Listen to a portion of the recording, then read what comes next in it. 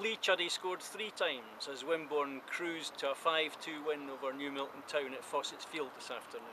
With Perry Mullins still not recovered from his knee problem, manager Alex Brown fielded the same starting 11 as started against Newport Isle of Wight last week. And Wimborne were 3-0 up at the break against a under par New Milton Town team. Gareth Barnes started it with a looping header from a Ben Thompson cross on 18 minutes, and then Lee Chuddy was at the far post to put the ball home from a Kev James cross, what looked like with his knee.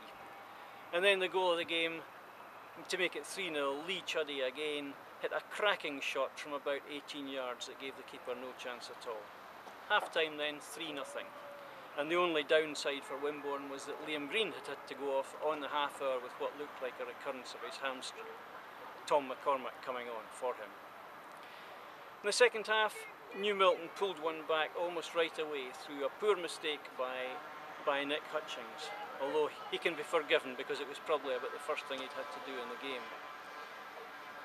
Wimborne then made it 4-1 through James Stoko and 5-1 when Lee Chuddy got his hat-trick. Before the end, New Milton Town pulled one back to make the final score 5-2.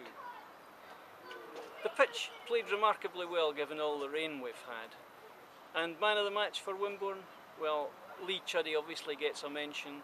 Kev James was in devastating form down the right-hand side. But my man of the match for his tireless work in midfield and his closing down of the New Milton defence goes to James Stoko. Next game for Wimborne is at Hamworthy on Wednesday night against Poolborough in the Dorset Senior Cup semi-final, and then on to the Cuthbury next Saturday for Winchester City. See you then.